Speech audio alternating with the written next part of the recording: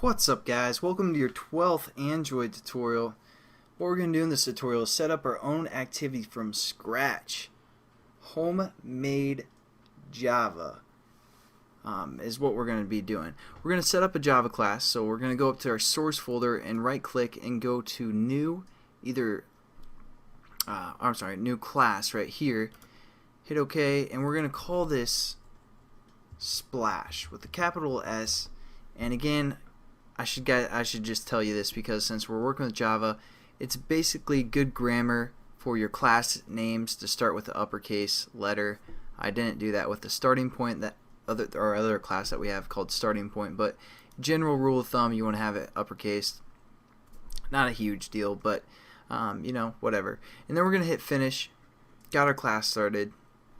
And now as we're just also going to open our starting point class as a reference. You guys can kind of see what we need to set up here. Now, right now it's just a Java class. It's not an activity. And Android uses activities. They're basically like different tabs. For example, this is a tab, and then this is a tab. Think of this as an activity for the most part. And then we can open up this activity, and it'll put that previous activity behind it.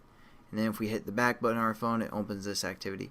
I don't know if that made sense, but they're basically like different windows or different tabs. That's what an activity is. So we want our Splash to be an activity. So what we're going to say is extends activity.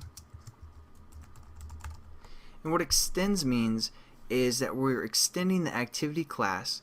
So we have to import this activity class, which comes from the android.app package, again from the SDK for the most part. So we're going to import that. And what extends means is since we're using or extending this activity class, we can use some of the methods from within that activity class. Now let's go back to the starting point, and we notice that we have this method called onCreate. So we're going to add that real quickly by right-clicking within the brackets, going down to the source, and then going to override implement methods. Click that.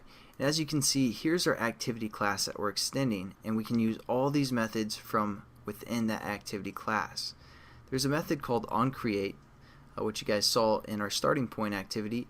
So we're going to click this and make sure it's the one that takes a bundle within its parameters. Click OK, and we have our activity for the most part set up, at least our onCreate method set up. And now basically I kind of want to quickly talk on the Java. Just kind of give you guys a little bit better understanding of what's going on. Public, just think of that meaning that it's accessible by other classes or other, for the most part, other classes. If it's private, for the most part, it won't be able to be accessed by those other classes. And again, we're setting up a class. Again, that might be a confusing word for new Java programmers, but basically a class defines certain things. I'll get into that explanation later as we go. Just know that this is a class, what we're setting up. All these are classes over here under our package, and we're extending the activity class so we can use this method called onCreate. Now anytime you guys see void, that basically means that it's going to be a method. We're using a method. So when you see void, just think of a method for the most part. And this method is called onCreate, and what it takes within its parameters is a bundle. So this is just like a variable we set up. So we could change this bundle to something like Travis loves bacon.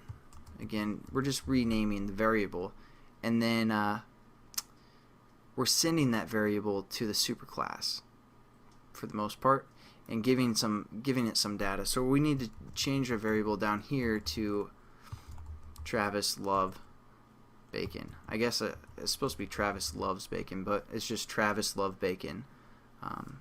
That's my middle name and my last name, love bacon.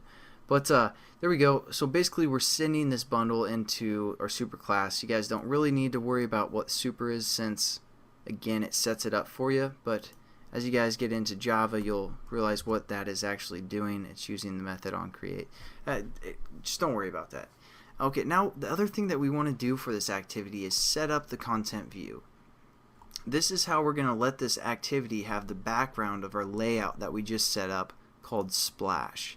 So to do that, we use the method called SetContentView, and within the parameters we're going to reference that Splash layout by going r.layout.splash.